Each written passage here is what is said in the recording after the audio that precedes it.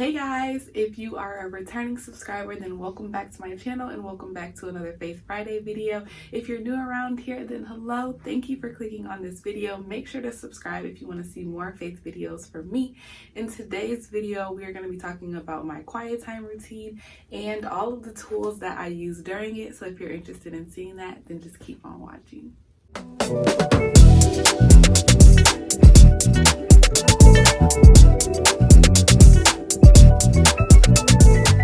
So like I said in the intro, in today's video, I'm going to be talking all about my quiet time routine. Over on my social media, I get a lot of questions about just like the Bibles that I use, the journals that I use, where I get them from. And so I wanted to just make this video sharing all of that information with you guys, letting you guys see my routine. And I would love to hear about your quiet time routine. How does that look for you? Definitely let me know in the comment section below. So before I get into my quiet time routine, I did just want to preface this by saying that I'm not perfect. Nobody here on YouTube is perfect. Nobody making these type of videos is perfect. And so don't let this picture perfect, really structured quiet time routine that any of us might have make you feel like whatever you're doing is less than, or that you aren't doing enough just because your quiet time routine isn't as extensive. All of us have our own relationship with God. All of us communicate with Him in our own way. And so whatever you do to communicate with Him is between you and God, right? And so my routine might not look like the next person's routine, and your routine might not look like my routine. But as long as we're having that communion time with God, as long as we're communicating with Him, it doesn't matter if you're doing it as soon as you wake up or if you go to sleep or in the middle of the day, right? We all have lives, but I think it's important that whatever we do, that we just make sure that we're intentional about it. And so if it means that I'm intentional about spending time with God on my lunch break, then be intentional. If it's I'm going to wake up early and be intentional about spending time with God before I start my day, then do that. If it's easier for you to do it during breakfast, then do that. Do whatever works for you, and don't let anybody make you feel bad or less than because you don't wake up at 5 a.m. and have this amazing quiet time routine, okay? So with all that being said, let's get into my quiet time routine.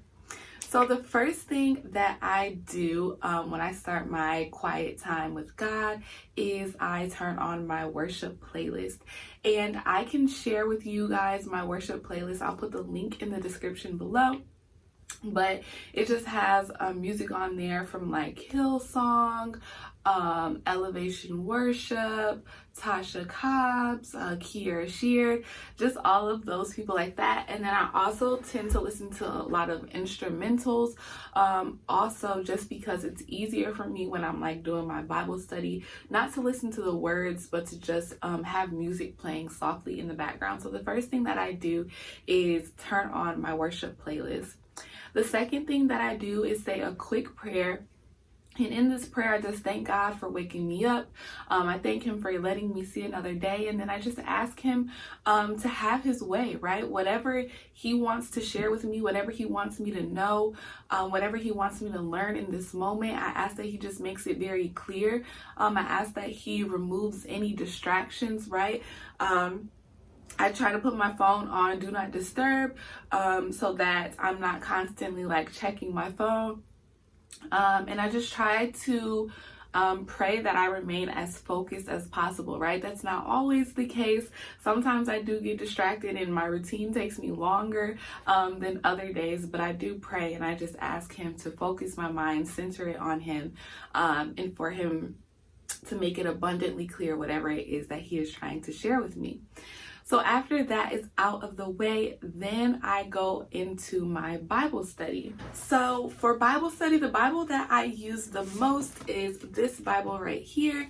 And this is the Creative Journaling Bible by Passio. I think that's how you say it. And it's in the Modern English version.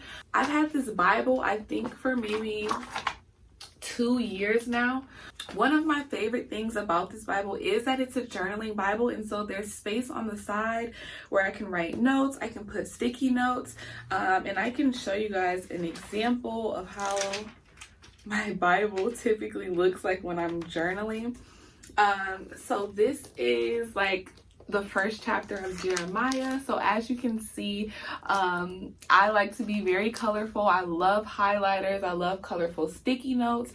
I just love for it to like stand out and pop. And so as you can see in the sides, I'm able to write a lot of notes. I draw arrows, I circle things, I underline things. And so if you guys want to see an in-depth video of how I study the Bible, how I take notes and stuff, then definitely let me know. But this is the Bible that I use primarily, and like I said, it's in the modern English version. The other Bible that I tend to gravitate towards is this Bible, and this is an NIV student Bible, and it's by Zondervan. This Bible was given to me when I graduated from high school. My church gives all the seniors Bibles, and there have our names on them. So this Bible is near and dear to my heart. And I typically use this Bible when I want more clarity, or this Bible is a little bit easier to understand than this one. And so if there's something that I don't understand in the other Bible, then I tend to go towards this Bible, and I'll look at it then. The other thing that I like about this Bible in particular is that it has just little commentary and notes on different pages of the Bible. And so if there's something going on that I don't understand, I like that it explains it to me in words that I can understand, right? And so those are the two Bibles that I typically use. And so as far as what I study, I've actually started a new method of studying the Bible. I actually read out of 4 different sections each day, and those different sections are the Old Testament, the book of Isaiah, the Gospels, and then the New Testament, right? So that might be kind of confusing, so I'm just going to share with you guys like what I read today. So I started in the Old Testament, and so I'm in Deuteronomy. So today I read Deuteronomy chapter 20.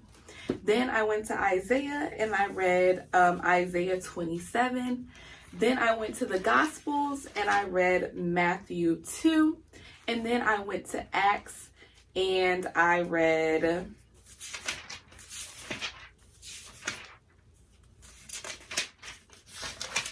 Acts 8. And so that's typically how I study the Bible. I go through those 4 different sections, and that is what I know to read for that day. Some days there are times when I feel the Holy Spirit leading me to a different book of the Bible, and so in that case, then I will just read whatever I feel led to read that day.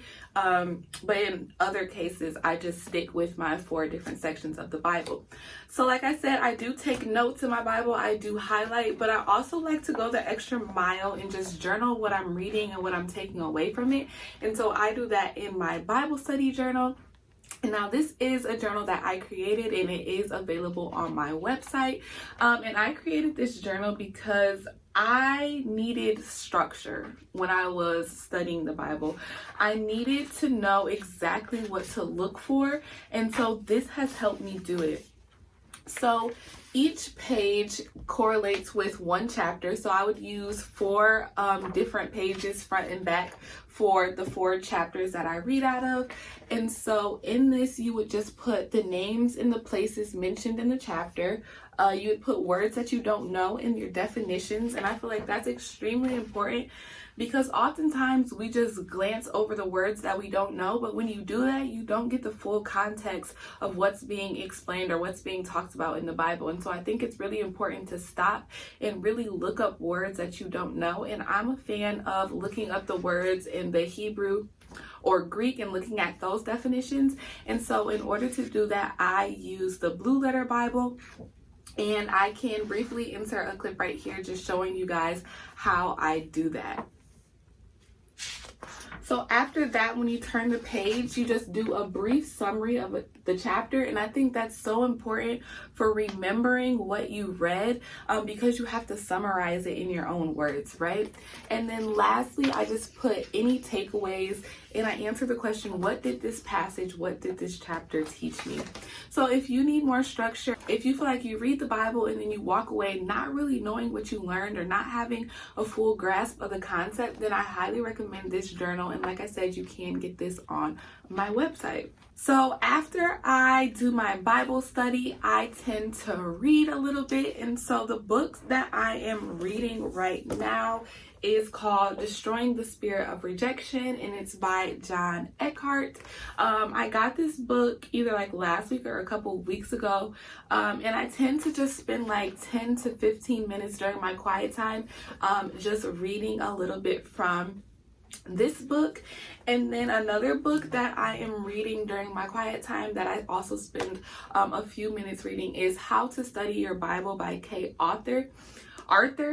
And this is actually a book about the inductive method.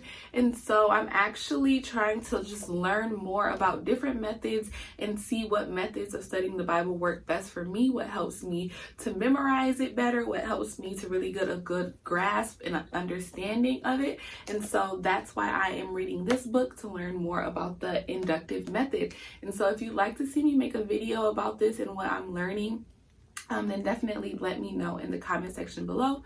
But these are the two books that I read during my quiet time. And then the last thing that I do in my quiet time is I journal. And so I have two different journals. As you guys can see, I have a lot of journals and just like books and stuff that I'm reading during my quiet time. But the first journal that I use is this. This is a 90-day affirmation journal. And once again, this is a journal that I created, and it is available on my website. But I found that it's just so important in my life for me to constantly affirm myself as someone who has struggled with anxiety, as someone who has struggled with depression. I think it's important to incorporate some level of like self-care or mental health into your quiet time routine, whether it be writing a gratitude list or writing affirmations. And so I love this journal because each day it has an affirmation in it. And today's affirmation was, I let go of the fear of failure and making mistakes. And that was just something that I really just needed to hear today, that I really needed to recite, that I really needed to just internalize. And some of the other ones that I love in here, I am grateful for my journey and its lessons. My actions are intentional and they bring me closer to my goals. I believe in myself and my ability to succeed. So I just love this journal, and it's just a great reminder. And it just helps me to really be positive in the morning. And that's why I love to do it during my quiet time routine. And then the last thing that I do is journal my prayers. And so this is actually a new journal that I got recently from Ross. It was only like $5, but it has Jeremiah 29:11 on it, which says, "For I know the plans I have for you, declares the Lord, plans to prosper you and not harm you, plans to give you a future and a hope." And so I just love this journal so much. And so either after my quiet time or at night, I try to journal my prayers at least once a day. And even if I don't full out like journal my prayer, I will write down like my prayer request. And I just do this because I think it's good to have a log. This is like my God did it book, right? Whenever I write down my journals, I love to go and flip back through them and just see the prayers that God answered. And it just gives me encouragement as I go throughout my life.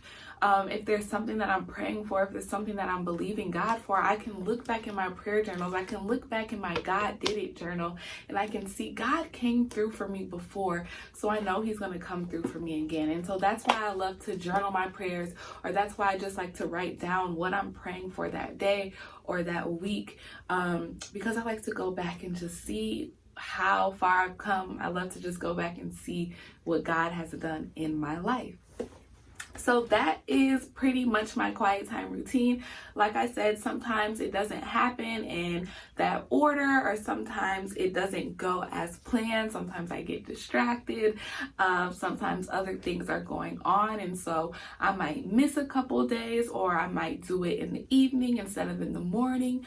But I really just try to be consistent, and I really try to not beat myself up when I miss days, and instead just go back with an eagerness to hear from God, and eagerness to learn more about Him. And so that's what I would encourage you to do as well.